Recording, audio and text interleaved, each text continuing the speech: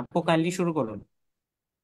সুপ্রিয় দর্শক, বিএনপির মিডিয়া সেল আয়োজিত নিয়মিত আয়োজন ফোকাল পয়েন্টের 108তম পর্বে আপনাদের সবাইকে জানাই আন্তরিক শুভেচ্ছা এবং অভিবাদন।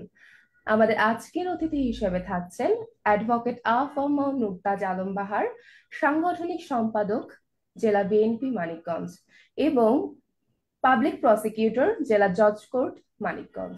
আমাদের সাথে থাকছেন মোহাম্মদ শামসুর রহমান, দোলন চাপা, প্রদর্শক, জীববিজ্ঞান বিভাগ, দপ্তর সম্পাদক, জেলা বিএনপি মানিকগঞ্জ। আমাদের সাথে অতিথি হিসেবে আরো থাকছেন কৃষিবিদ প্রফেসর মোহাম্মদ তজিম উদ্দিন, সহসভাপতি, জেলা কৃষক দল, মানিকগঞ্জ। আমরা আমন্ত্রণ জানাচ্ছি আমাদের আজকের অতিথিকে। আমি ধন্যবাদ। প্রথমেই আমি প্রথমে কথা বলতে চাচ্ছি অ্যাডভোকেট আ.ফ.ম. মুর্তাজ আলম বাহারের কাছে। আমার প্রথম প্রশ্ন তার কাছে, তত্ত্বাবধায়ক সরকার ব্যবস্থাটা আসলে কি? এই সরকার গঠন করার জন্য আমাদের কি কি বিষয় মাথায় রাখতে হতে পারে? ধন্যবাদ। আমি বিএনপির মিডিয়া সেল আয়োজিত টক শো ফোকাল পয়েন্ট 108তম পর্বে অংশগ্রহণ করতে পেরে নিজেকে ধন্য মনে করছি। এর সুযোগ করে দেওয়ার জন্য আজকের সঞ্চালক চেমন ফারিয়া ইসলাম মেঘলা মহোদয়কে আমি অভিনন্দন জানাচ্ছি। আমার কাছে যে প্রথম প্রশ্ন করা হয়েছে তত্ত্বাবধায়ক সরকার সম্পর্কে, তত্ত্বাবধায়ক সরকার এমন একটি অস্থায়ী অ্যাডহক সরকার যা একটি নিয়মিত সরকার নির্বাচিত বা গঠিত না হওয়া পর্যন্ত একটি দেশের কিছু সরকারি দায়িত্ব ও কার্য সম্পাদন করে থাকে। প্রতিনিধিত্বশীল গণতন্ত্রে তত্ত্বাবধায়ক সরকার সমূহ সাধারণত তাদের কার্যে সীমিত থাকে, সত্যিকারের শাসন ও নতুন আইনের প্রস্তাব না করে শুধুমাত্র চলমান স্থিতিবস্থা বজায় রাখার জন্য কাজ করে। স্থায়ী সরকারের পরিবর্তে নির্বাচনকালীন সময়ে তত্ত্বাবধায়ক সরকারকে অস্থায়ী ভাবে প্রতিস্থাপন করা হয়, কারণ উপরোক্ত কার্যাবলী অনুশীলন করার জন্য এই সরকারের কোনো বৈধ ম্যান্ডেট থাকে না। আমি এই কারণেই এই তত্ত্বাবধায়ক সরকার অস্থায়ী, এবং এই তত্ত্বাবধায়ক সরকার আমাদের এইখানে অতীব জরুরি। কারণ আমরা দেখেছি যে বিগত কয়েকটি এই যে আপনার 2014, 18 এবং 2024 সালে তত্ত্বাবধায়ক সরকার ছাড়া যে নির্বাচনগুলো হয়েছে, এই নির্বাচনগুলো কোনো সঠিক পদ্ধতিতে হয় নাই, এবং এইটা মাফিয়া স্বৈরাচারী, যেটা জনগণের কাছে জোরপূর্বক ক্ষমতা দখল করে এই সরকার তারা তাদের কার্য পরিচালিত করেছিল। এই কারণেই এটা তত্ত্বাবধায়ক সরকার আমাদের দেশে খুবই জরুরি ভাবে প্রতিস্থাপন করা দরকার। আমরা জানি যে ম্যাডাম খালেদা জিয়া, দেশনেত্রী ম্যাডাম খালেদা জিয়া, তিনি ভিশন 2030 তে উল্লেখ করেছিলেন যে এই তত্ত্বাবধায়ক সরকার প্রতিষ্ঠা করার জন্য। এবং আমাদের ভারপ্রাপ্ত চেয়ারম্যান যে রাষ্ট্র মেরামতের 31 দফা কর্মসূচি দিয়েছেন যুগোপযোগী, এই কর্মসূচির মধ্যে এই তত্ত্বাবধায়ক সরকার বিধানটা বা শুরু করার জন্য, এবং আমরা আমাদের দল যদি ক্ষমতায় যায় তাহলে এই তত্ত্বাবধায়ক সিস্টেমটাকে ফিরিয়ে আনা দরকার। কারণ এই তত্ত্বাবধায়ক সিস্টেম ছাড়া কোনো সময় সময়েই আপনার একটা সঠিক ভোট হতে পারে না। এই কারণে তত্ত্বাবধায়ক সরকার আমাদের দেশে 1996 সালে আমাদের সরকার, বিএনপি সরকার, বেগম খালেদা জিয়া যখন প্রধানমন্ত্রী, আমাদের দেশমাতা, গণতন্ত্রের প্রতীক, তিনি যখন দেশের শাসনভার চালাচ্ছিলেন তখন এই তত্ত্বাবধায়ক সরকারটা প্রবর্তন করা হয়। কিন্তু এখন এই আওয়ামী সরকার 111-এর পরে এসে এই তত্ত্বাবধায়ক সরকারটাকে তারা তাদের সুবিধা মতো যাতে ভোট কারচুপি করতে পারে এই কারণেই বাতিল করে দিয়েছেন, এবং বাতিল করে দিয়ে দেশে একটা অস্থিতিশীল পরিস্থিতির সৃষ্টি করেছেন। সেই কারণেই আমরা চাই আমাদের মহান নেতা শহীদ রাষ্ট্রপতি জিয়াউর রহমানের স্বাধীনতার ঘোষণা দিয়ে দেশকে স্বাধীন করেছিলেন, সেই স্বাধীন দেশকে পুনর্গঠিত করার জন্য আমাদের দেশে আমাদের দেশনেত্রী বেগম খালেদা জিয়া, তিনি দেশকে সুশাসনের দিকে এগিয়ে নিয়ে যাচ্ছিলেন। ঠিক তার পরবর্তী পর্যায়ে এখন এই দুঃসময়ে আমাদের নেতা, আমাদের মহান নেতা জনাব তারেক রহমান সময়োপযোগী আমাদের রাষ্ট্র মেরামতের 31 দফা আমাদের সামনে তুলে ধরেছেন। সেই 31 দফার মধ্যেও একটি গুরুত্বপূর্ণ পয়েন্ট হচ্ছে তত্ত্বাবধায়ক সরকার। আমি মনে করি এই তত্ত্বাবধায়ক সিস্টেম যদি চালু হয়, তাহলে দেশের প্রত্যেকটা মানুষের মধ্যে শান্তি থাকবে, শৃঙ্খলা থাকবে, এবং যে কয়টি নির্বাচন অনুষ্ঠিত হবে সবগুলো নির্বাচন সুষ্ঠু, সুন্দর, নিরপেক্ষ, অবাধ হবে। এই নিরপেক্ষ নির্বাচন যদি দেশে হয়, গণতান্ত্রিক পরিবেশ যদি সৃষ্টি হয়, মৌলিক অধিকার যদি আমরা দিতে পারি, আমরা তাহলেই দেখবেন দেশের সুবাতাস বইতে শুরু করেছে, এবং দেশের গণতান্ত্রিক পদ্ধতিকে নিয়ে আমাদের নেতা তারেক রহমান এবং দেশনেত্রী বেগম খালেদা জিয়া কাজ করে এগিয়ে যেতে সক্ষম হবেন। জি, ধন্যবাদ আপনাকে। এ পর্যায়ে আমি মোহাম্মদ শামসুর রহমান দোলন চাপা স্যার, আপনার কাছে একটা বিষয় জানতে চাচ্ছি যে আমরা কিছুক্ষণ আগে আমাদের অতিথি বললেন যে ভিশন 2030 কথা। এখানে আরেকটি কথা চলে আসে যে ভিশন 2030 অনুযায়ী যোগাযোগ অবকাঠামো উন্নয়নে রেল ও নৌপথের অধিকতর গুরুত্ব প্রদান করা হবে। রেল নেটওয়ার্কের আওতায় আনার জন্য মানিকগঞ্জের রেল যোগাযোগ ব্যবস্থার উন্নয়নের জন্য আমরা কি কি পরিকল্পনা নিতে পারি, বা আপনারা কি পরিকল্পনা নিতে পারেন ভিশন 2030 অনুযায়ী, এ সম্পর্কে যদি বলতেন। আমি আমি কথা বলার জন্য আহ্বান করছি আমাদের অতিথি দোলন চাপাস সাহেবকে। বিসমিল্লাহির রহমানির রহিম। ধন্যবাদ জানাচ্ছি আজকের অনুষ্ঠানের সঞ্চালক চেমন ফারিয়া ইসলাম মেঘলাকে, এবং সেই সাথে মিডিয়া সেলের যারা আরো পর্দার আড়াল থেকে কাজ করছেন তাদের সকলকে ধন্যবাদ জানাচ্ছি। শুরুতেই মহান স্বাধীনতার ঘোষক, বহুদলীয় গণতন্ত্রের প্রবর্তক, শহীদ প্রেসিডেন্ট রাষ্ট্রপতি জিয়াউর রহমানের আত্মার মাগফিরাত কামনা করছি। সেই সাথে দেশনেত্রী, আপসহীন নেত্রী বেগম খালেদা জিয়ার সুস্বাস্থ্য দীর্ঘায়ু কামনা করছি। তারেক রহমানের বলিষ্ঠ পলিটিক্যাল সাকসেস এবং সুস্বাস্থ্য কামনা করে শুরু করছি। একটি সুন্দর ও সময় উপযোগী প্রশ্ন করার জন্য সঞ্চালককে মানিকগঞ্জ জেলা বিএনপির পক্ষ থেকে এবং মানিকগঞ্জ জেলা বিএনপির সম্মানিত সভাপতি জনাব আফরোজা খানম রীতা আপার পক্ষ থেকেও আন্তরিক ধন্যবাদ জানাচ্ছি। দেখুন, একটি দেশের অর্থনৈতিক উন্নয়নের পূর্ব শর্তই হলো একটি দেশের যোগাযোগ ব্যবস্থার আধুনিকায়ন এবং উপযুক্তকরণ এবং সেটাকে টেকসই করা।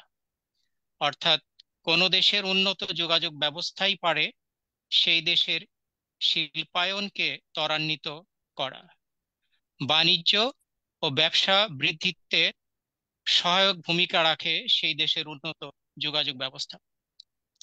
পাশাপাশি দেশের আর্থসামাজিক উন্নয়নে আধুনিক পরিবহন, যোগাযোগ অবকাঠামো অপরিহার্য।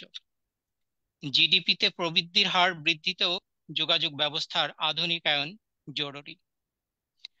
বাংলাদেশ জাতীয়তাবাদী দল বিএনপির চেয়ারপারসন আপসহীন দেশনেত্রী বেগম খালেদা জিয়া ঘোষিত ভিশন 2030 এর 218 নং অনুচ্ছেদ পৃষ্ঠা নম্বর 36 এ উল্লেখ আছে যে এদেশের যোগাযোগ অবকাঠামো উন্নয়নে রেল ও নৌপথের প্রয়োজনীয় সংস্কার এবং উন্নয়নের মাধ্যমে সারা দেশে একটি সমন্বিত বহুমাত্রিক যোগাযোগ ব্যবস্থা গড়ে তোলা।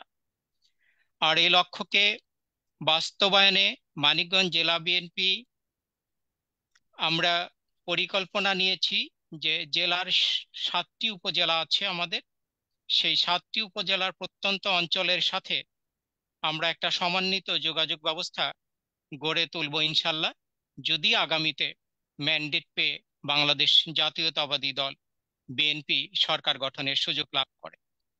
এবং যেখানে থাকবে সড়ক যোগাযোগ ব্যবস্থা, অনেক ক্ষেত্রে দেখা যায় যে একটু ব্যয়বহুল হতে পারে, সেইখানে নৌপথের যোগাযোগ আমরা সহজতর করব এবং যা হবে পরিবেশ বান্ধব, যাতে করে মানিকগঞ্জের নদীর তীরে শিল্প কারখানা গড়ে ওঠে। ভিশন 2030-এর 224 অনুচ্ছেদে বলা হয়েছে দেশের প্রত্যন্ত অঞ্চলে ছড়িয়ে ছিটিয়ে থাকা ছোট ছোট যে বন্দর এবং ঘাটসমূহের যাত্রী এবং মালামাল ওঠানামার সুবিধার্থে পন্টুন স্থাপনা সহ অন্যান্য প্রয়োজনীয় নৌ অবকাঠামো নির্মাণের ব্যবস্থাপনাও আমরা ভিশন 2030-এর বাস্তবায়নের লক্ষ্যে আমরা কাজ করব, এই ধরনের পরিকল্পনা নিয়েছি। এবং এরই ধারাবাহিকতায় মানিকগঞ্জের শিবালয় উপজেলার জাফরগঞ্জ নদী বন্দর, এক সময়ের আরিচা, হরিরামপুরের ঝিটকা এবং লেসরাগঞ্জ এবং দৌলতপুরের জিয়নপুর এবং মানিকগঞ্জ সদর উপজেলার বেউথা এবং ঘিওরের তড়া নদী বন্দরগুলো সচল করার লক্ষ্যে যোগাযোগ ব্যবস্থার আধুনিকায়নের পরিকল্পনা আমাদের রয়েছে। ভিশন 2030 এর 230 নং অনুচ্ছেদে সড়ক যোগাযোগ উন্নয়ন কল্পে মানিকগঞ্জের পাটুরিয়ার সাথে রাজবাড়ির দৌলতিয়া দৌলদিয়া প্রান্তে দ্বিতীয় পদ্মা সেতু নির্মাণ করার কথা ভিশন 2030-এ উল্লেখ রয়েছে। এবং আগামীতে বিএনপি সরকার গঠন করতে পারলে ভারপ্রাপ্ত প্রেসিডেন্ট তারেক রহমানের নেতৃত্বে এ পরিকল্পনা বাস্তবায়নে মানিকগঞ্জ জেলা বিএনপি প্রতিশ্রুতবদ্ধ। ভিশন 2030-এর 227 অনুচ্ছেদে ঢাকার সাথে দেশের প্রত্যেক জেলাকে রেল নেটওয়ার্কের আওতায় আনার কথা বলা হয়েছে। মানিকগঞ্জের রেল যোগাযোগ ব্যবস্থা উন্নয়নের জন্য আমরা সাভারের হেমায়েতপুর থেকে মানিকগঞ্জের পাটুরিয়া পর্যন্ত রেল লাইন নির্মাণের দাবি আমাদের আছে, এবং বিএনপি সরকার গঠন করলে ইহা বাস্তবায়নে আমরা অগ্রণী ভূমিকা পালন করব ইনশাআল্লাহ। আর এরই লক্ষ্যে জেলার 7টি উপজেলার সাথে রেল স্টপেজ যেখানে থাকবে সেইখানে যাতে সহজতরে 7টি উপজেলার জনগণ আসতে পারে, তাদের নিত্য যে যোগাযোগ ব্যবস্থা সেটা যাতে সহজ হয়, সেই জন্যে সড়ক যোগাযোগ এবং নৌ যোগাযোগের একটি সমন্বিত যোগাযোগ ব্যবস্থা পরিকল্পনা জেলা বিএনপির রয়েছে। এবং ঢাকার সাথে মানিকগঞ্জের রেল যোগাযোগ অত্যন্ত জরুরি, এই কারণে যে মানিকগঞ্জের সাথে রেল যোগাযোগ হলে দক্ষিণাঞ্চলের ফরিদপুর, রাজবাড়ী, খুলনা, যশোর, মেহেরপুর হয়ে চুয়াডাঙ্গা রেল যোগাযোগের আওতায় চলে আসবে এই সমস্ত ডিস্ট্রিক্টগুলো, যা হবে যোগাযোগ ব্যবস্থার আধুনিকায়নের এক অনন্য দৃষ্টান্ত। ধন্যবাদ। জি, আমার মনে হয় যে যোগাযোগ ব্যবস্থার মূলে আমরা যদি রেলপথটাকে আরেকটু বেশি ডেভেলপ করতে পারি তাহলে আমাদের যোগাযোগ ব্যবস্থাটা আরেকটু বেশি উন্নত হবে। ধন্যবাদ আপনাকে।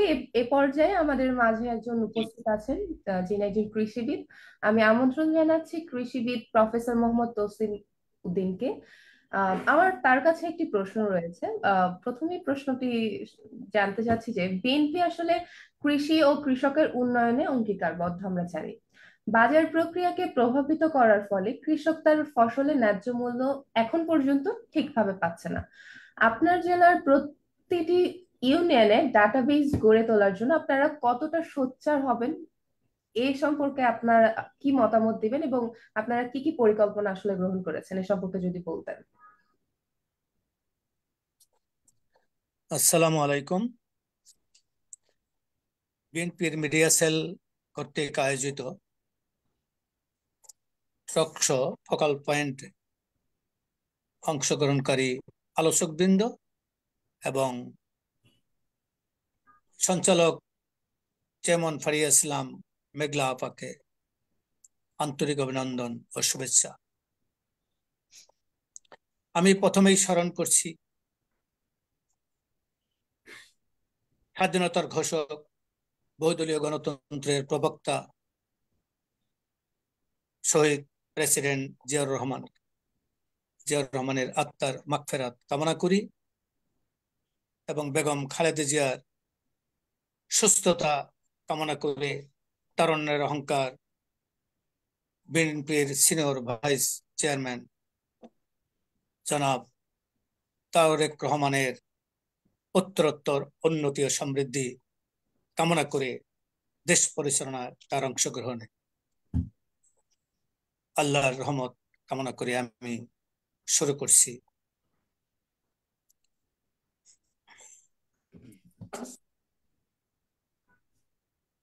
হ্যাঁ, আমার কাছে প্রশ্ন, বিএনপি কৃষি ও কৃষির উন্নয়নে অঙ্গীকারাবদ্ধ। বাজার প্রক্রিয়াকে প্রভাবিত করার ফলে কৃষক তার ফসলের ন্যায্য মূল্য পায় না। কারণ বাজার প্রক্রিয়া এখন কৃষি উৎপাদনকারী থেকে যে ব্যবস্থার মাধ্যমে কৃষি উৎপাদনকারীর কাছ থেকে ভোক্তা পর্যন্ত যে প্রক্রিয়া, এই প্রক্রিয়া বলা হয় যে বাজারজাতকরণ। এখন এই বাজারজাতকরণ আধুনিক ও সুষ্ঠু বাজারজাত ব্যবস্থা গড়ে ওঠে নাই বিধায়, তাছাড়া সুষ্ঠু যোগাযোগ ব্যবস্থা এবং মধ্যস্বত্বভোগী কৃষিতে উৎপাদন ও বিপণনে মধ্যস্বত্বভোগীদের দৌরত্বে কৃষক তার উৎপাদিত পণ্যের ন্যায্য মূল্য থেকে বঞ্চিত হচ্ছে। এই অবস্থায়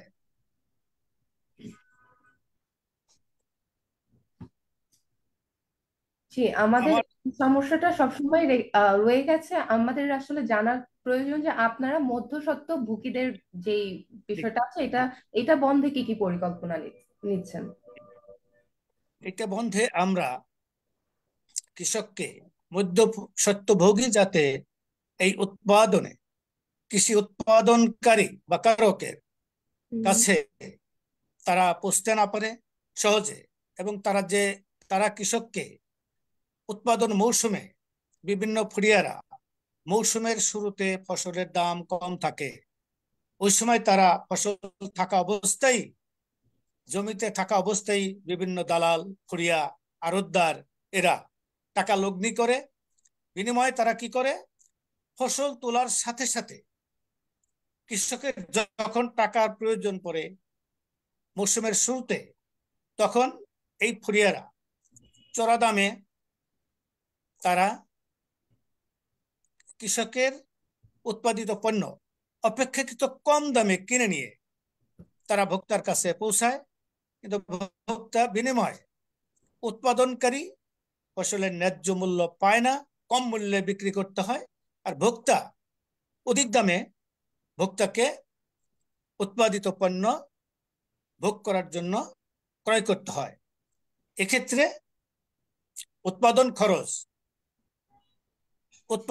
অনেক ক্ষেত্রে উৎপাদনের চেয়ে উৎপাদন খরচ বেশি পড়ে যায়, যার কারণে কৃষি উন্নয়ন বাধাগ্রস্ত হয়।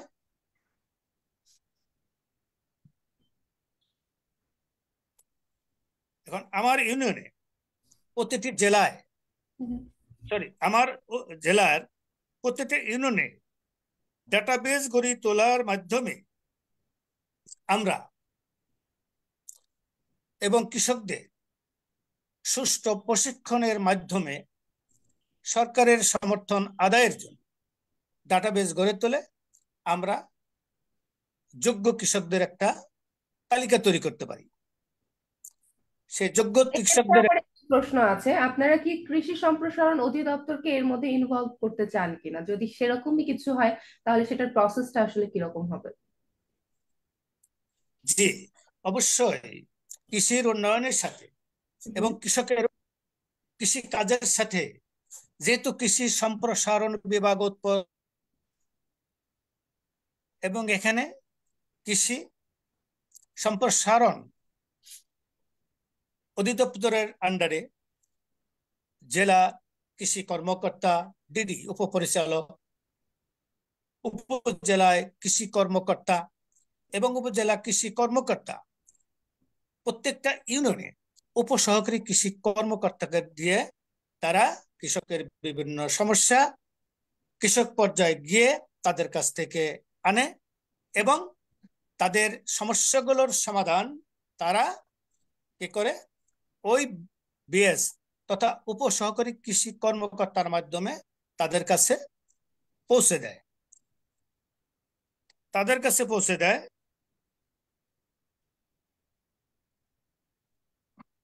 আচ্ছা, এর সাথেই মানে আমি আরেকটি সম্পূরক প্রশ্ন এটার সাথে একটু অ্যাটাচ করে দিতে চাচ্ছি যে আপনাদের মানিকগঞ্জে 7টি উপজেলা আছে, তাই তো? জি জি 7টি উপজেলায় কৃষি উৎপাদন আমরা দেখতে পাই যে মোটামুটি বেশ ভালোর দিকে, কিন্তু আহ, আপনাদের ওই জায়গাটায় আমরা কিছু রিপোর্ট যদি অ্যানালাইজ করে দেখি তাহলে দেখা যায় যে ব্যবসায়ীদের কবলে উর্বর মাটি ক্রমেই শেষের পথে।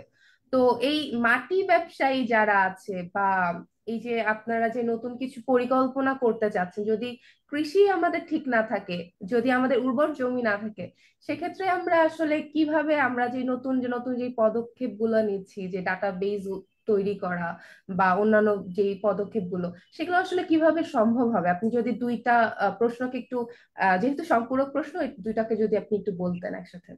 জি। জি হুম। আপা, বর্তমানে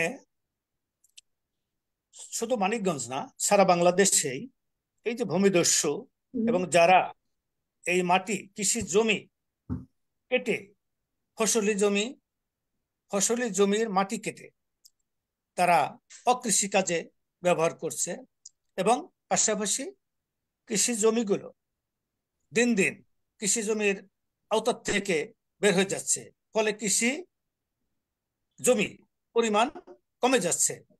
এতে ফসলের উৎপাদন মারাত্মকভাবে কমে যাচ্ছে। বিনিময়ে আমাদের এই যে সমস্ত ভূমি নষ্ট যারা করছে, সরকারিভাবে একটা আইন করা দরকার যে কৃষি জমির মাটি কোনোভাবেই কাটা যাবে না যত্রতত্র। হ্যাঁ, এই মাটি কাটার ফলে একদিকে যেমন আমাদের কৃষি জমির পরিমাণ কমে যাচ্ছে, উৎপাদন কমছে, উৎপাদনও কমে যাচ্ছে।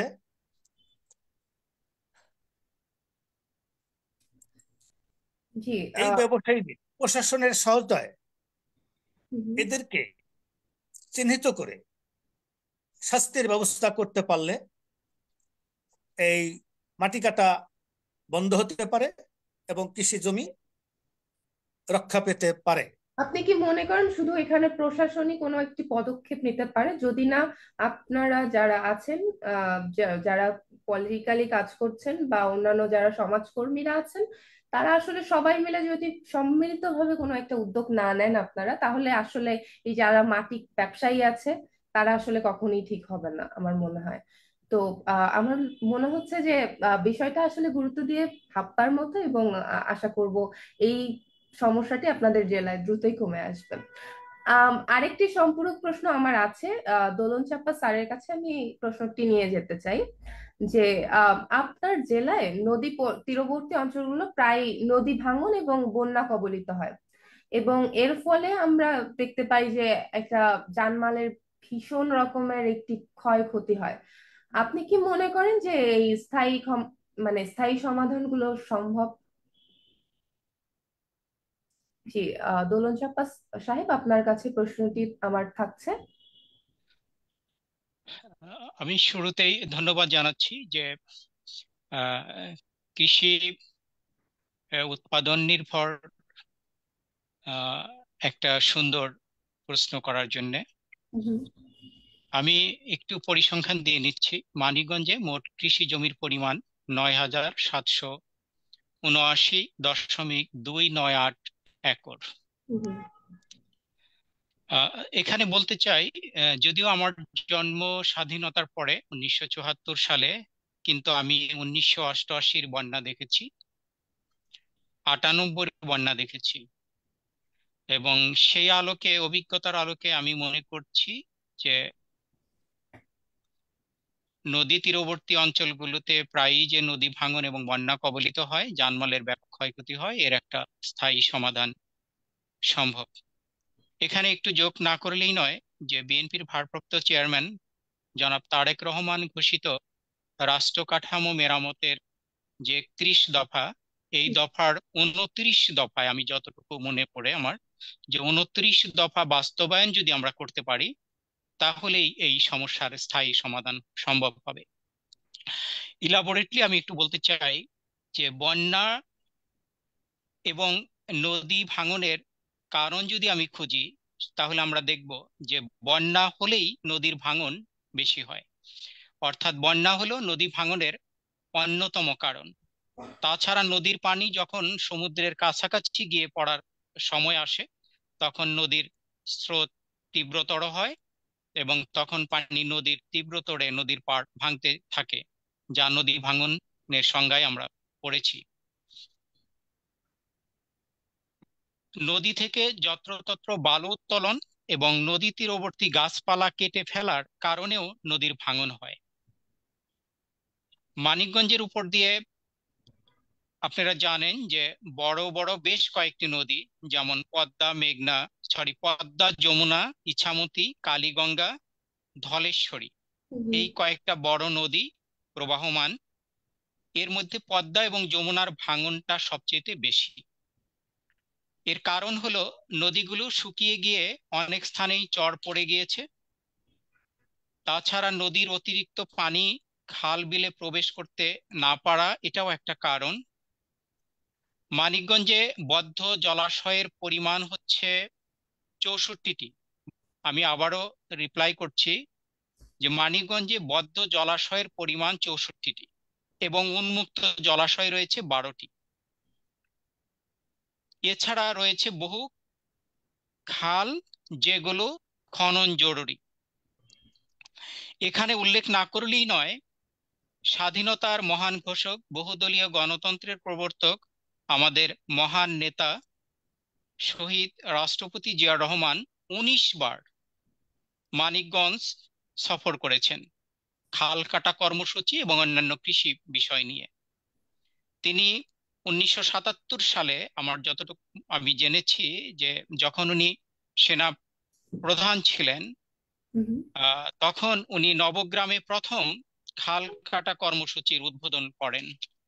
এরপর শিবালয় উপজেলার কাসাদো খাল খনন করেন এবং ইছামতি নদী থেকে একটা খাল উনি কেটে নিয়ে আসেন, যেটা হলো মানিকগঞ্জের ঝিটকা এলাকায়। এবং ওই সময়ে উনার সমস্ত সংসদ সদস্য এবং মন্ত্রী পরিষদের সম্মানিত সদস্যদের নিয়ে উনি ঝিটকাতে রাত্রি যাপন করেছিলেন। তো সেই মানিকগঞ্জে 31 দফার 29 দফা বাস্তবায়নের মাধ্যমে বন্যা এবং নদী ভাঙনের স্থায়ী সমাধান অবশ্যই সম্ভব। এর মধ্য দিয়ে যেটা করতে হবে, খাল খনন কর্মসূচি আবারও শুরু করতে হবে এবং নদীর যে স্বাভাবিক গতিপথ সেটাকে নিশ্চিত করা। এবং হরিরামপুর, দৌলতপুরের জাফরগঞ্জ সদর উপজেলার শহর রক্ষা বাঁধের মাধ্যমে আমরা নদীকে কিছুটা শাসন করে এই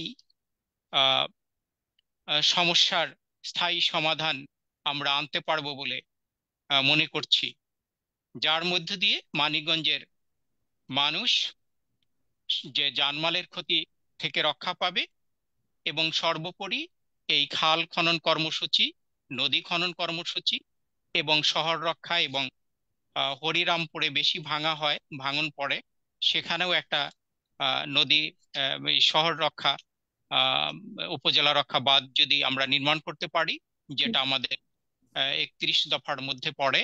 এবং আমরা আশা করছি যে গত ফ্যাসিস্ট শেখ হাসিনা সরকারের আমলে আমাদের মানিকগঞ্জের যিনি মন্ত্রীর দায়িত্ব ছিলেন, যিনি স্বাস্থ্যমন্ত্রীও ছিলেন, যিনি আসলে বালুমহল থেকে শুরু করে বিভিন্ন জায়গায় নদী দখল করে অবৈধ নির্মাণ এবং চাঁদাবাজি, দখলবাজির সাথে জড়িত ছিল। আমি নিজেও তার শিকার।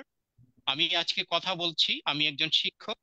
দীর্ঘ 17 বছর এই ফ্যাসিস্ট আমলে আমি আমার কলেজে যেতে পারিনি এবং হাইকোর্টের রায় থাকার পরেও যেতে পারিনি। আমার বেতন পাইনি। আমি 5 তারিখ পরবর্তী আমি জয়েন করেছি। আজকে কথা বলতে পারছি, ভালো লাগছে। এবং আমার মনে হয় যে আগামীতে জনগণ যেভাবে জাতীয়তাবাদী শক্তিকে ভালোবাসে, বাংলাদেশ জাতীয়তাবাদী শক্তিকে তারা ম্যান্ডেট দিবে, তারা বসে আছেন এবং তার মধ্যে দিয়ে বিএনপি সরকার গঠন করবে এবং আমাদের সকলের মেন্টর মহান নেতা জনাব তারেক রহমানের নির্দেশেই এবং মানিকগঞ্জ জেলা বিএনপির সভাপতি আফরোজা খান রিতার দিক নির্দেশনায় আমি যে পরিকল্পনার কথা বললাম সেটা বাস্তবায়ন করব এবং মানিকগঞ্জ এই কৃষিতে যতটা সমৃদ্ধ আরো বেশি সমৃদ্ধ হবে, এবং এর মধ্য দিয়ে নদীগুলো তার প্রাণ ফিরে পাবে। আমি একসময় একটা আন্দোলনের সাথে জড়িত ছিলাম, যে সেফ রিভার সেফ কান্ট্রি, হুম। নদী বাঁচাও দেশ বাঁচাও। এবং সেই ক্ষেত্রে নদী কেন্দ্রিক যে শিল্প কারখানা গড়ে উঠবে, এবং এক সময় পাট শিল্প বাংলাদেশে ব্যাপকভাবে ছিল, বাংলাদেশকে চিনতই পাট শিল্পের জন্য, যেটা গত সরকার পাট শিল্পকে প্রায় বন্ধ করেই দিয়েছে। এবং সেইখানে পরিবেশের বিপর্যয় হচ্ছে, পলিথিনের ব্যাগের ছড়াছড়িতে আজকে জলাশয়গুলো ভরে গিয়েছে। সেটা রক্ষা পাবে, পাশাপাশি পলিথিনের বিকল্প পাটের তৈরি বিভিন্ন পণ্য এবং পাটজাত যে ব্যাগ, সোনালী ব্যাগ, যার আবিষ্কারক ডক্টর মুবারক আহমদ খান বা আরো যারা আছেন বিজ্ঞ লোক দেশের, তাদের মধ্য দিয়ে বাংলাদেশ আবার সোনার বাংলায় রূপ নেবে ইনশাল্লাহ। জি, ধন্যবাদ। মানে আমার একটি কথা চলে আসে যে আমি যখন মানিকগঞ্জ নিয়ে একটু পড়াশোনা করলাম, তখন আমি দেখলাম যে আপনাদের যে কুটির শিল্প আছে, বাঁশ দিয়ে যে তৈরি আহ, তৈজসপত্রগুলো, এটা আসলে অনেক বেশি বিখ্যাত। আপনি যেরকম পাটের কথা বললেন, আপনারা কি নতুন ভাবে এই শিল্পটাকে আরেক ভাবে নিয়ে আসতে পারেন কিনা? কারণ আমরা জানি যে যদি এই শিল্পকে আবার নতুন ভাবে আনা যায়, তাহলে সেক্ষেত্রে দেখা যাবে যে নতুন করে আমরা কিছু মানুষকে কাজের মধ্যে ইনভলভ করতে পারলাম এবং কর্মসংস্থানের কিছু আমরা ব্যবস্থা করতে পারলাম। আশা করি এই পদক্ষেপটা আপনারা মাথায় রাখতে পারেন। জি, জি, অবশ্যই অবশ্যই, ধন্যবাদ আপনাকে। ধন্যবাদ আপনাকে। আহ, আপনি আমাদের দোলন চাপা স্যার আমাদেরকে বলবেন যে তিনি 17 বছর যাবত তার মানে শিক্ষকতা জীবনে থাকতে পারেননি। তো আমার মনে হয় যে এই রিপিটেশনটা আমরা আর ভবিষ্যৎ প্রজন্ম আমরা এটা আর দেখতে চাই না। তো এর সম্পর্কে একটি প্রশ্ন আমার থেকে যাচ্ছে যে আমি প্রশ্নটা করতে চাচ্ছি যে অ্যাডভোকেট আফম মুমতাজ আলম বাহার স্যারের কাছে, যে দলনিরপেক্ষ তত্ত্বাবধায়ক সরকার গঠন আসলে কেমন হতে পারে, আর দল আওয়ামী লীগের মতো যদি কেউ এসে এই ব্যবস্থাটা পরিবর্তন করতে চায়, তাহলে আমরা আসলে কিভাবে রোধ করতে পারি? বা আপনি একজন বিএনপির কর্মী হিসেবে আপনি আসলে বিষয়টাকে কিভাবে দেখেন? ধন্যবাদ।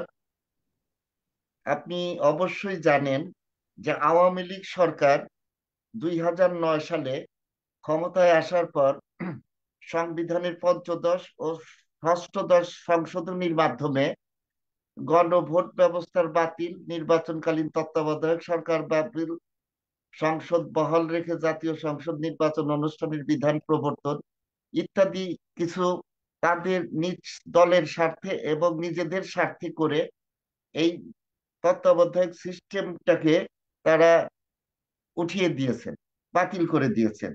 একটি দল নিরপেক্ষ তত্ত্বাবধায়ক সরকার হতে হবে নিরপেক্ষ এবং যোগ্য ব্যক্তিদের দ্বারা গঠিত, যাদের কোনো রাজনৈতিক দল বা রাজনৈতিক ভাবে সম্পর্কিত পূর্ববর্তী অবস্থান নেই। যদি আওয়ামী লীগ সরকার বা অন্য কোনো দল এ ব্যবস্থার পরিবর্তন করতে চায়, তবে এটি সাংবিধানিক ভাবেই রোধ করতে হবে এবং জনগণের সমর্থন এটা অর্জন করতে পারবো আমরা ইনশাল্লাহ। আপনি জানেন যে এই তত্ত্বাবধায়ক সরকারের সিস্টেমটা এখন আমরা যখন এই তত্ত্বাবধায়ক সিস্টেমটা দেশে চালু হয়, চালু হওয়ার পর একটা সকল দেশের বুদ্ধিজীবী, সুশীল সমাজ এবং বিভিন্ন পর্যায়ের ব্যক্তি, যারা আমলা থেকে শুরু করে সকলকে নিয়ে একটা সিস্টেম চালু করা হয়েছিল। সেই সিস্টেমটা চালু করার পর 1991 সালে প্রথম তত্ত্বাবধায়ক সরকারের অধীনে নির্বাচন অনুষ্ঠিত হয়। সেই সময় অনুষ্ঠিত নির্বাচন সুষ্ঠু এবং নিরপেক্ষ হয়েছে। তারপরেও একটি রাজনৈতিক দল বলেছিল যে এইখানে সুষ্ঠু নিরপেক্ষ নির্বাচন হয়নি, আওয়ামী লীগই বলেছিল। পরবর্তী পর্যায়ে যখন 1996 সালে আবার এই তত্ত্বাবধায়ক সরকারের অধীনে হয়, তখন কয়েকটা রাজনৈতিক দল বলেছিল ইলেকশন ইঞ্জিনিয়ারিং হয়েছে। এবং 2001 সালে যে নির্বাচন হয়, সেই নির্বাচনেও এই তত্ত্বাবধায়ক সিস্টেমের বিরুদ্ধে আওয়ামী লীগ কথা বলেছে। অর্থাৎ এই আওয়ামী লীগ কোনো সময়ই চায় না যে তত্ত্বাবধায়ক সরকার থাক, কারণ এই তত্ত্বাবধায়ক সরকার যখন তিনি বিরোধী দলে ছিলেন, তিনি আন্দোলন করেছিলেন। আন্দোলন করে এই তত্ত্বাবধায়কের সিস্টেম তখন জামাতে ইসলাম, এই জামাতে ইসলাম আর আওয়ামী লীগ মিলে আমাদের সরকারের বিরুদ্ধে আন্দোলন করেছে। আন্দোলন করে এই তত্ত্বাবধায়ক সরকার যখন এই ব্যবস্থা, জনগণের যখন তুমুল আন্দোলন, তখন আমাদের গণতন্ত্রের মাতা, আমাদের দেশনেত্রী, পরপর তিনবারের প্রধানমন্ত্রী, যিনি আপসীর নেত্রী বেগম খালেদা জিয়া, তিনি মনে করলেন যে তাদের দাবি আমরা সংসদে পাশ করে মেনে নিই। মেনে নেওয়ার পর কিন্তু এই এই সিস্টেমটা, এই তত্ত্বাবধায়ক সরকারের এই পদ্ধতিটা আমাদের দেশে চালু হয়। এই তত্ত্বাবধায়ক সরকার সিস্টেম চালু হওয়ার পর দেশ বিদেশে প্রশংসিত হয়েছিল। যখন আমরা এই তত্ত্বাবধায়ক সরকার সিস্টেমটাকে চালু করার পেছনে আমাদের মহান নেতা, আমাদের বেগম খালেদা জিয়া, তিনি আন্তরিক হন এবং সেইভাবেই এই দেশটা পরিচালনা হচ্ছিল। এখন যখন 111-এর সরকার যখন আসলো, তখনও তত্ত্বাবধায়ক সরকারের অধীনেই নির্বাচন হওয়ার কথা ছিল। কিন্তু দেখা গেল যখন প্রধান বিচারপতির নাম এখানে আসলো, প্রধান বিচারপতির নাম আসার সাথে সাথে শেখ হাসিনা এবং তাদের দোসররা বলতে লাগলেন যে এ বিএনপির ঘরানার লোক, একে আমরা চাই না। তখন আন্দোলন শুরু করলো এবং আন্দোলন শুরু করে এমন একটা পদ্ধতি শুরু করে দিল, এবং তখন লগি বৈঠার আন্দোলন করে শত শত মানুষের উপর ঝাঁপিয়ে পড়লো এবং নির্মম ভাবে তাদেরকে হত্যা করলো। অর্থাৎ এই স্বৈরাচারী শেখ হাসিনা, তিনি তার কাছে যখন সুবিধাজনক হবে সেইটা তিনি মানবে, আর যখনই তার বিপক্ষে যাবে তখনই সেটা তিনি মানেন না। তো আমি এখন এই তত্ত্বাবধায়ক সিস্টেমটা খুবই জরুরি ভাবে আমাদের দেশে পুনঃপ্রবর্তন করা প্রয়োজন। আমাদের নেতা শহীদ রাষ্ট্রপতি জিয়াউর রহমান, স্বাধীনতার মহান ঘোষক, তিনি 19 দফা কর্মসূচি আমাদের দেশে তিনি যখন ক্ষমতায় আসেন দিয়েছিলেন। সেই 19 দফা কর্মসূচি ছিল দেশের ভাগ্য বদলের, এবং দেশকে সঠিকভাবে এগিয়ে নিয়ে যাওয়ার জন্য তিনি যে পদ্ধতিগুলো অনুসরণ করেছেন তা সারা বিশ্বে তিনি প্রশংসিত হয়েছিলেন। এবং সেই 19 দফা কর্মসূচির পর তার পরবর্তী পর্যায়ে আমাদের দেশনেত্রী বেগম খালেদা জিয়া, তিনি একটা 10 দফার তার মুক্তির আন্দোলন এবং 10 দফার একটা সনদ দেওয়া হয়, দাবি দেওয়া হয়।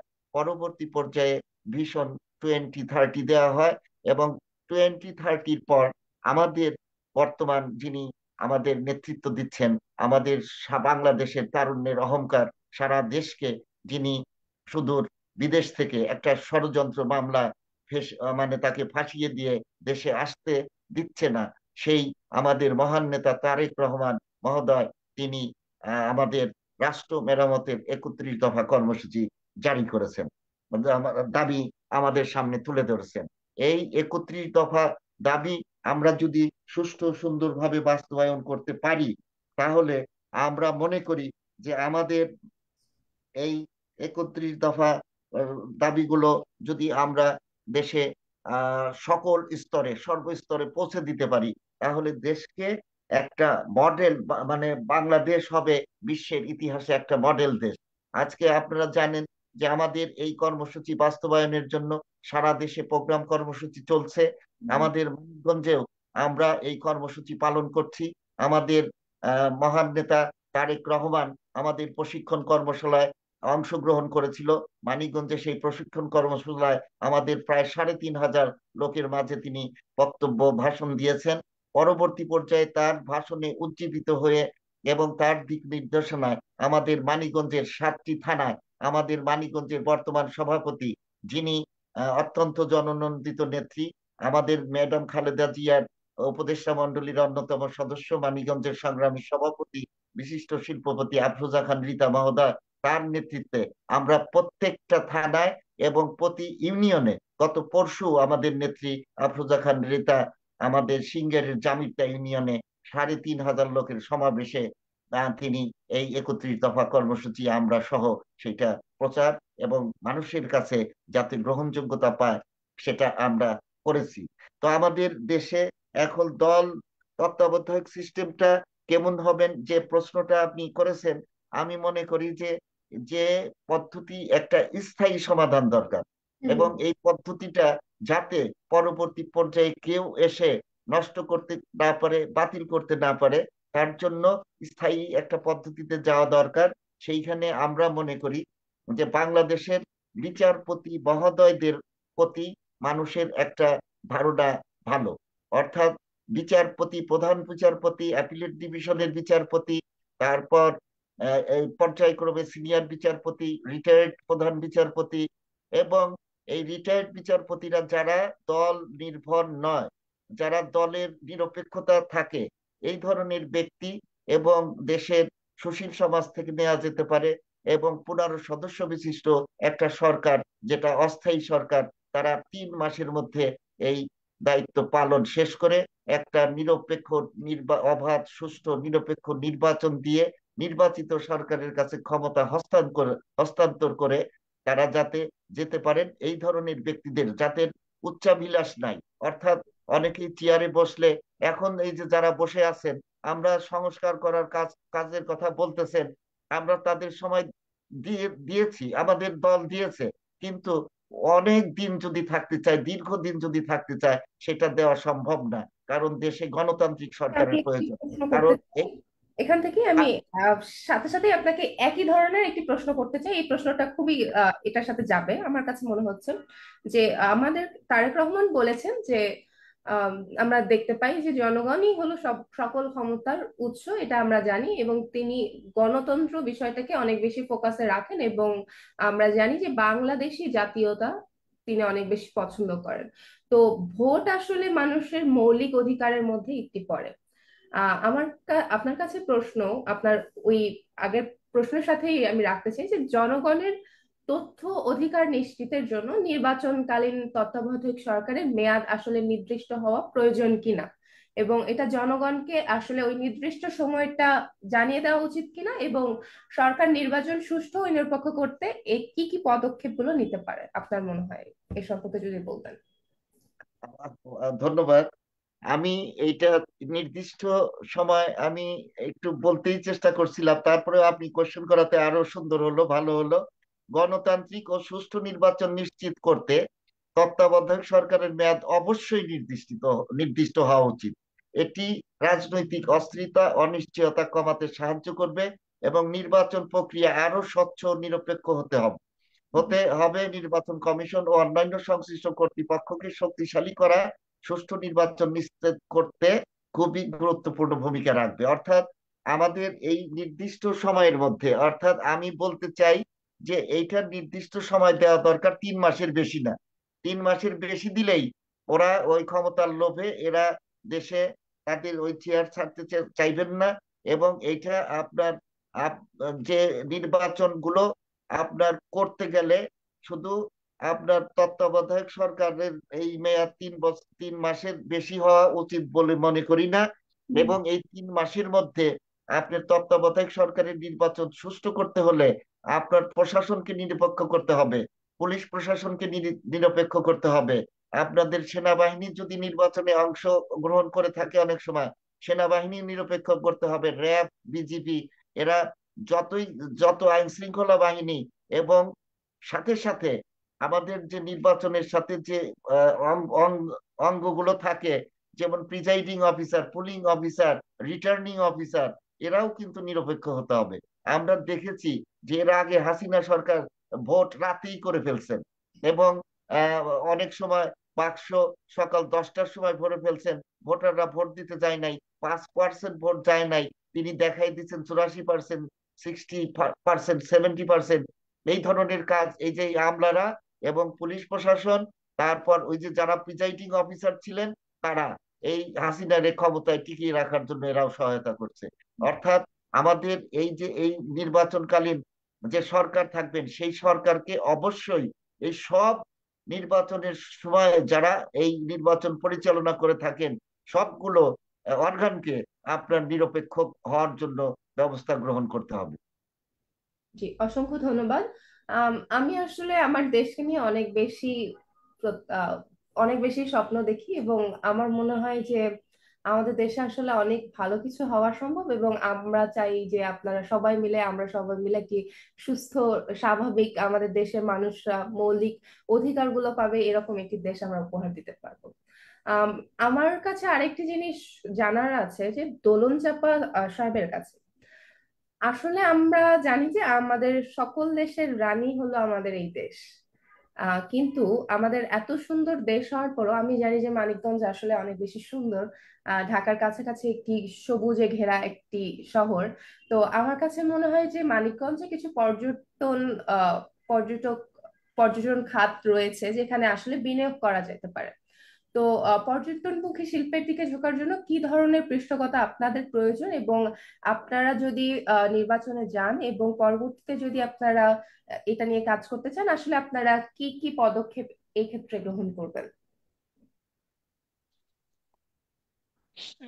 ধন্যবাদ।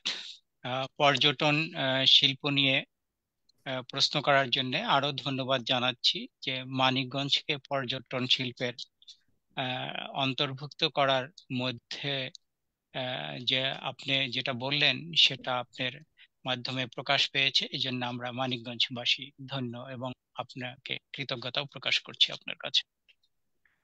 আমরা যদি একটু সুন্দর করে দেখি যে পর্যটন আসলে কি, যে দেশ বিদেশের বিভিন্ন স্থানে ভ্রমণের মাধ্যমে জীবনকে উপভোগ করে থাকে মানুষ, আর এই ভ্রমণকে কেন্দ্র করেই গড়ে উঠেছে পর্যটন শিল্প।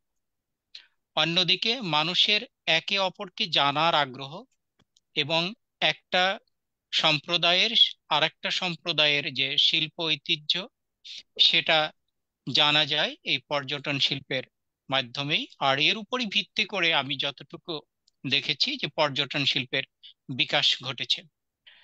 আহ আমাদের পার্শ্ববর্তী অনেক দেশ, নেপাল, ভুটান, শ্রীলঙ্কা, যারা পর্যটন শিল্পের থেকে তাদের যে ইনকামটা আসে রাজস্ব খাতের অনেকটাই তারা মেকআপ করে ফেলেন। কিন্তু দুঃখের বিষয় হচ্ছে যে বিশেষ করে আমাদের এই সুন্দর দেশ হওয়া সত্ত্বেও সুজলা সুফলা শস্য শ্যামলা বলে থাকি আমরা যে আমাদের বাংলাদেশ, এবং বাংলাদেশের মাটি, প্রকৃতি, নদী সবকিছুই আসলে সুন্দর। আমার অনেক বন্ধু আছেন যারা ফরেন বন্ধু, তারাও এই দেশে এসে খুব শান্তিপ্রিয় ভাবে বাস করেছেন। আমি একটু ঘটনা বলি যে আমার এক বন্ধু আছেন, উনি এখন জাইকার হয়ে বাংলাদেশে বাংলাদেশ স্থাপত্য অধিদপ্তরে কাজ করছে ভলান্টিয়ার হিসেবে। উনি একজন স্থপতি, জাপানিজ নাগরিক, আন্দো তাকাহিরো। তো ওর সাথে আমার ফ্রেন্ডশিপ গড়েই উঠেছে এই মানিকগঞ্জের কিছু শিল্প সংস্কৃতি পর্যটনের কথা ওর হুম, সাথে শেয়ার করে। পাশাপাশি মানিকগঞ্জের কিছু ঐতিহ্যবাহী খাবার আছে, যেমন আমাদের ঝিটকার যে গুড় সেটা বিশ্বখ্যাত। হুম, এবং এই এই গুড় দ্বারা আবার এই আখের রস থেকে এক ধরনের গুড় হয়, সেই গুড়ের সাথে বাদাম মিশিয়ে আমরা মানিকগঞ্জের ভাষায় এটাকে টানা বলি। এবং মুড়ির মোয়া, এরপরে আরেকটা মুড়ি জাতীয় আরেকটা আছে খইয়ের মোয়া, নাড়ু, এগুলো আমি ওকে খাইয়েছি। হুম, এবং এর থেকে ও আমাকে বলল যে দোলন, তোমাকে আমি আমার দেশে নিয়ে যাব। তা আমি আসলে দুইবার, আমি এখানে একটু বলি যে দুইবার আমি ঢাকা বিশ্ববিদ্যালয় আমাকে মনোনয়ন দিয়েছিল জাপানের শিবান ইউনিভার্সিটিতে পিএইচডি করার জন্য। সেটা আমার সৌভাগ্য হয়নি এই ফ্যাসিস্ট সরকারের আমলে আমার উপর যে জুলুম অত্যাচার তারা করেছে। দীর্ঘ একাধারে প্রায় 8 বছর মানিকগঞ্জ যেতে পারেনি। আমার পরিবারকেও আমার থেকে বিচ্ছিন্ন করেছে বিভিন্ন কারণে। আমার সেই স্কলারশিপটা আমি রিসিভ করতে পারিনি। আমার পিএইচডিটা একটু ব্যাহত হয়েছে, যদিও ওইটা ছিল আমি একটু ডিফারেন্ট সাবজেক্ট নিয়ে আমি আহ, করতে চেয়েছিলাম। সেটা হলো nuclear disaster and emergency management policy, hmm, যেটায় আমি রূপপুর পাওয়ার প্ল্যান্ট নিয়ে কথা বলেছিলাম। কিন্তু আমি ওই সময়ে সেটা আমার আন্তর্জাতিক জার্নালেও প্রকাশ করতে পারিনি, কারণ আমার এক বন্ধু, উনি সরকারের এডিশনাল সেক্রেটারি, আমাকে বলেছিল যে এটা প্রকাশ পেলে তোমাকে হয়তো এই সরকার, হাসিনা সরকার গুলি করেই মারবে, কারণ রূপপুর পাওয়ার প্ল্যান্টে যে দুর্নীতি হয়েছে সেটা তোমার এই প্রতিবেদনে, সরি, গবেষণায় উঠে এসেছে। তো যাই হোক, যেটা বলছিলাম যে এই পর্যটন শিল্পের আর যে বিকাশ, এর যে সম্ভাবনা বাংলাদেশে রয়েছে, সেটা আসলে আমাদের দেশনেত্রী, আপসহীন নেত্রী বেগম খালেদা জিয়ার যে ভিশন 2030, হুম। এর 233, 234, 235, 36, 37, 238, 239, 240 এবং 241 এই কয়টা অনুচ্ছেদে স্পষ্টভাবে উনি বলেছেন যেগুলো বাস্তবায়ন হলে পর্যটন শিল্পে বাংলাদেশ অগ্রগামী ভূমিকা রাখবে। আমি এখানে একটু বলি, তারপরেও আমি আশাবাদী যে যেভাবে আমাদের মানিকগঞ্জ তথা অন্যান্য জেলায় পর্যটন কেন্দ্র গড়ে ওঠার মতো জায়গা আছে, আগামী কয়েক বছরের মধ্যে দেশের ভ্রমণ পর্যটন বাজার এখানে 10.2% ছাড়িয়ে যাবে এবং রাজস্ব আয়ের আহ, দুই 2123 মার্কিন ডলারে এটা পৌঁছবে বলে আমি একটা রিপোর্টে পেয়েছি। তো বাংলাদেশের রয়েছে দীর্ঘতম 120 কিলোমিটার সমুদ্র সৈকত, যা আমরা জানি, যা দেশীয় পর্যটকদের পাশাপাশি বিদেশি পর্যটকদেরও আকর্ষণ করে। জি, এবং এখানেই আমার বলার জায়গাটা, আমি বাংলাদেশের পার্সপেক্টিভটা বুঝতে পারছি, কিন্তু আমি যখন একটু পর আপনাদের জেলা সম্পর্কে জানতে গেলাম, আমি দেখলাম যে অনেক এথনিক জায়গা রয়েছে, এথনিক আ- আ- পর্যটন কেন্দ্র রয়েছে, যেগুলো আসলে ভিশন 2030 অনুযায়ী আপনি যেহেতু বললেন যে আপনার বিদেশি বন্ধুরা রয়েছে, আমার মনে হয় যে ভিশন 2030 যে আমাদের পদক্ষেপটা আছে যে এথনিক ট্যুরিজম নিয়ে আপনারা কাজ করতে পারেন, আপনি আপনার জেলায় আসলে আহ এই এথনিক পর্যটন কেন্দ্রগুলো নিয়ে কাজ করতে পারেন। তো আমার মনে হয় যে আপনি যদি আমাকে শেয়ার করেন যে আপনি আসলে এই এথনিক পর্যটন কেন্দ্রগুলোকে আহ উন্নয়নের জন্য আপনি আসলে কি ধরনের পদক্ষেপ নেবেন আপনার আচ্ছা আচ্ছা, জি। ধন্যবাদ। আমি আহ, আহ, আসতেছি আমার মানিকগঞ্জ জেলায়, যে বাংলাদেশে যে পর্যটন শিল্পগুলো আছে সেগুলো, বিশেষ করে প্লেস গুলো আছে আমরা সবাই জানি। তো আমার মানিকগঞ্জে রয়েছে বেশ কিছু পর্যটন হওয়ার মতো, যেগুলো এর মধ্যে একটির নাম হয়তো আপনি জেনে থাকতে পারেন, বালিয়াটি জমিদার বাড়ি এবং নজরুলের স্মৃতি বিজড়িত তেওতা জমিদার বাড়ি, বেতিলার জমিদার বাড়ি এবং নবরত্ন মঠ। এখানে আমি একটু বলি, নজরুলের স্মৃতি বিজড়িত তেওতা জমিদার বাড়ি, যেখানে প্রমীলাকে নিয়ে তিনি এক রাত ছিলেন। হুম। তো এইগুলো আসলে স্থাপত্য শৈলীতে অনন্য। তো অনেক সম্ভাবনার শিল্প হওয়া সত্ত্বেও অবকাঠামোগত দুর্বলতা, রাজনৈতিক অস্থিতিশীলতা, উন্নত পরিষেবা এবং তথ্যের অভাবের কারণে এবং নিরাপত্তার অভাব, সর্বোপরি সঠিক পৃষ্ঠপোষকতার অভাবে পর্যটন শিল্প জাতীয় রাজস্ব খাতে উল্লেখযোগ্য অবদান রাখতে পারছে না।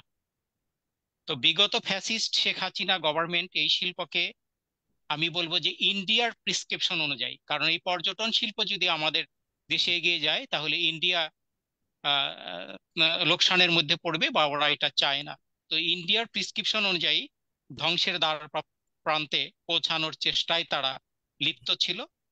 এবং বর্তমানে আমাদের যে মেন্টর জনাব ভারপ্রাপ্ত চেয়ারম্যান বিএনপির তারেক রহমানের পর্যটন শিল্পের সম্ভাবনাকে আমি যতটুকু জানি যে মোটা দাগেও দেখছেন উনি এটাকে, এবং জনসম্পৃক্ততার কথাও বলেছেন।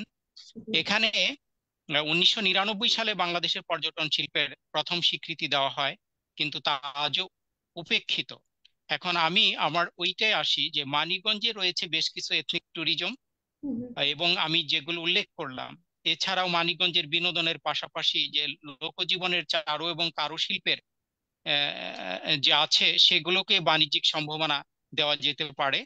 তো এই লক্ষ্যে আমরা আসলে এইগুলো, যেগুলো প্রত্নতাত্ত্বিক নিদর্শনও কিছু আছে, এগুলোকে আমরা পরিকল্পনা করেছি ইতিমধ্যে। আমি নিজে এটা নিয়ে বেশ কিছু কাজ করেছি, কারণ আমি জাপানিজ স্টাডিজের উপর আমার একটা মাস্টার্স আছে ঢাকা বিশ্ববিদ্যালয় থেকে, সেখানে আমি এই তখন আমি এই কাজগুলো কিছুটা করেছিলাম। তো সেইখানে যে এই এথনিক সংক্রান্ত যেগুলো আছে, যে এথনিক ট্যুরিজম যেটাকে বলা হয়, এগুলো মানিকগঞ্জে অনেকে আছে, আমি নাম উল্লেখ না করলাম। তো এইগুলো নিয়ে আমাদের পরিকল্পনা হচ্ছে যে আগামী তে যদি বিএনপি সরকার গঠন করতে পারে, তাহলে মানিকগঞ্জ জেলা প্রশাসনের সাথে আমরা যারা রাজনীতি করি, যারা আমরা দেশকে এবং মানিকগঞ্জকে ভালোবাসি, মানিকগঞ্জের ঐতিহ্য, শিল্প, সংস্কৃতিকে ধরে রাখতে চাই, তো তাদের সাথে মিলিয়ে আমরা এগুলোকে নতুন করে সংস্কার করে পৃষ্ঠপোষকতা সরকারিভাবে এবং অন্যান্য শিল্প উদ্যোক্তারাও আসতে পারেন, তাদের সাথে সমন্বয় করে এমন একটা পর্যায়ে নিয়ে যাব যে মানিকগঞ্জের নাম শুনলেই যেন মানুষ দেশি বিদেশি মানুষ এবং মানিকগঞ্জের বিভিন্ন জেলার মানুষ এখানে এসে থাকতে পারে এবং দেখতে পারে, যেটা বাণিজ্যিকভাবে আমরা রূপ দিয়ে এবং জেলা কালেকশন হবে আর কি, রাজস্ব আয় হবে, এরকম একটা চিন্তা ভাবনা আমার আছে। এবং এই চিন্তা ভাবনা আমাদের যে মানিকগঞ্জের বর্তমান সভাপতি জনাব আফরোজা খানম রীতা আপা, উনি একজন, জানেন যে উনি একজন শিল্পপতির মেয়ে হিসেবে উনি জন্মগ্রহণ করেছেন এবং ওনারও এই চিন্তাধারা ওনার মধ্যে আছে। এবং আমরা মনে হয় যে এই এথনিক ট্যুরিজমটাকে আমরা মানিকগঞ্জের যে স্থাপনাগুলো আছে, যে সংস্কৃতি আছে, সেগুলোকে আমরা ভালো একটা পর্যায়ে নিয়ে যেতে পারবো, সেখানে আহ, বাংলাদেশকে আমরা কিছু দিতে পারবো আর কি। ধন্যবাদ। আপনি যেরকম বললেন যে আপনার জাপানি স্টাডিজ এর উপরে একটি মাস্টার্স আছে, তো আপনি জেনে থাকবেন যে জাপানে ওরা আসলে নিজেদের কালচার, নিজেদের ভাষা সম্পর্কে কতটা বেশি সচেতন এবং নিজেদের সংস্কৃতি সম্পর্কে কতটা সচেতন। জি, আমার মনে হয় যে আপনাদের মতো ব্যক্তিরা যদি এখন সামনে কাজ করার সুযোগ পায়, আসলে বাংলাদেশের অনেক কিছুই পরিবর্তিত হবে এবং আমরা আসলে আমাদের সেই স্বপ্নের বাংলাদেশটাকে পাবো আর কি। জি, আমাদের মাঝখানে আজকে আরেকজন উপস্থিত আছেন, যিনি একজন কৃষিবিদ। আমার তার কাছে এই প্রশ্নটা এখন, কারণ আমার মনে হয় যে কৃষি যদি বাঁচে, আমরা আমরা আসলে আমাদের দেশটাকে আরো উন্নতর দিকে নিয়ে যাব এবং আমরা যে লক্ষ্যের দিকে যেতে চাচ্ছি, আমাদের ভিশন 2030, সেই অনুযায়ী আমরা কাজ করতে পারবো। যে আমার আসলে প্রশ্নটা হলো যে কৃষকের যে কোনো সমস্যা আসলে দ্রুত সমাধান করা প্রয়োজন। ধরেন আপনি আম, একটা গাছ নষ্ট হয়ে যাচ্ছে, একটা কৃষকের একটা জমির একটা অংশ নষ্ট হয়ে যাচ্ছে, সাথে সাথে আসলে তার আহ, সমাধানের প্রয়োজন। কখন সেই কৃষিবিদ আসবেন, কখন তিনি সমাধান করবেন, এটা আসলে এখনকার সময় এটা অত বেশি যৌক্তিক না।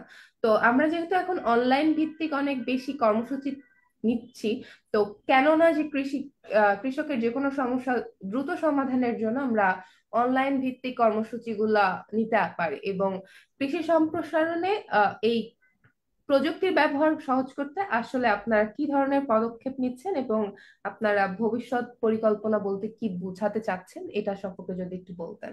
জি, কৃষিবিদ প্রফেসর মোহাম্মদ তসিম উদ্দিন, আপনার উত্তরের অপেক্ষায় আছি।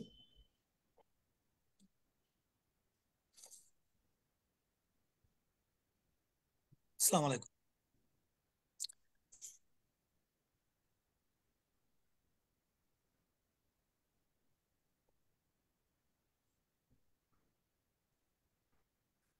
জি, জি,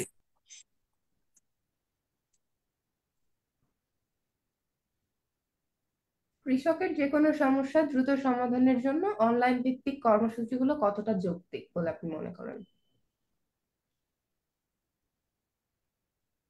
জি, কৃষকের মাঠ পর্যায়ে যে সমস্যাগুলো, হুম হুম। সেগুলো অনলাইনে দ্রুত সমাধানের জন্য কৃষি সম্প্রসারণ অধিদপ্তরে প্রেরণ করা যায় বা কৃষি গবেষণাগারে প্রেরণ করা যায়। তারা গবেষণাগার থেকে তারা প্রাপ্ত সমাধান, ওই সমস্যার সমাধান করে অতি দ্রুত বা সমাধান তারা সেই অনলাইনে, সেটা মোবাইলের মাধ্যমে কৃষক সরাসরি মাঠে বসেও সেই সমাধান পেতে পারে। মাঠে বসেও সেই সমাধান পেতে পারে।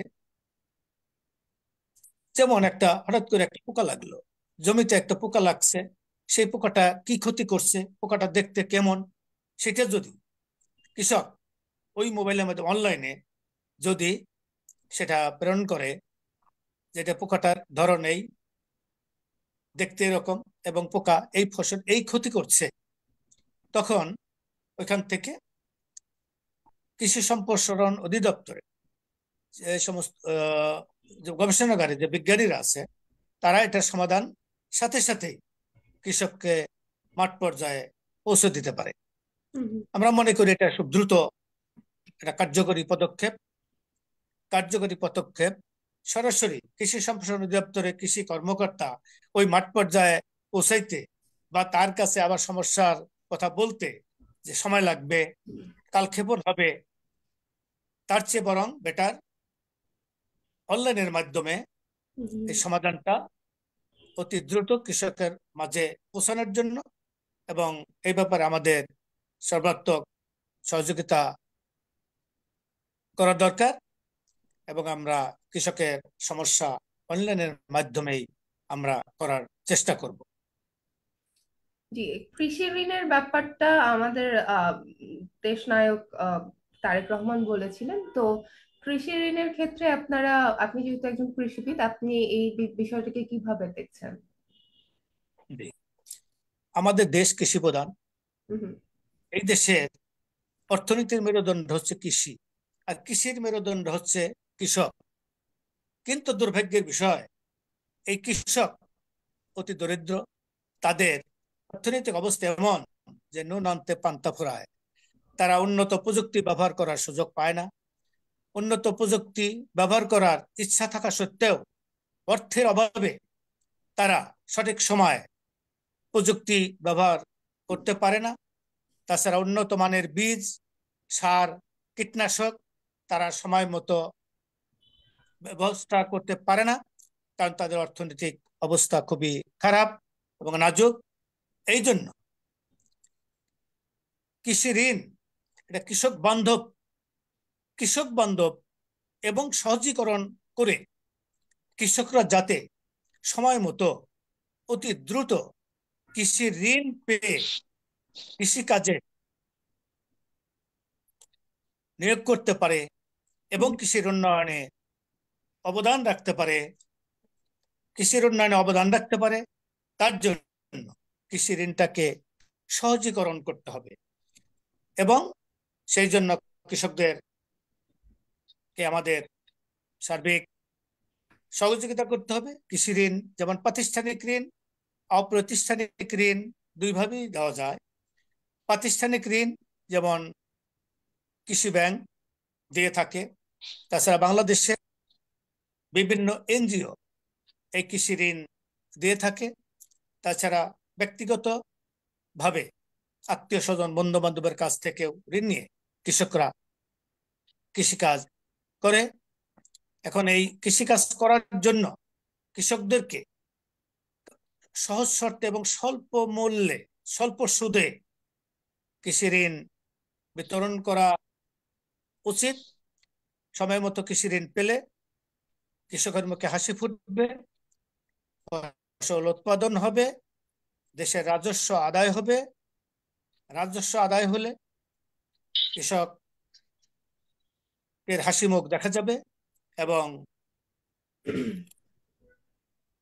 তারা যে ফসল উৎপাদন করবে সেই ফসল বিক্রি করে তারা রাজস্বে বা জাতীয় উন্নতিতে অবদান রাখতে পারে। সেই জন্য কৃষি ঋণকে আমাদের কৃষি বান্ধব করতে হবে, এটা প্রয়োজনীয়তা উপলব্ধি করে। দেখেন, আমাদের ম্যাডাম খালেদা জিয়া, দেশনেত্রী বেগম খালেদা জিয়া 91 সনে এসে সংসদে এসে তারপরে একটা ঘূর্ণিঝড় উড়ির চড়ে এবং বিশাল ঘূর্ণিঝড় হয় দেশে। তখন উনি কৃষকের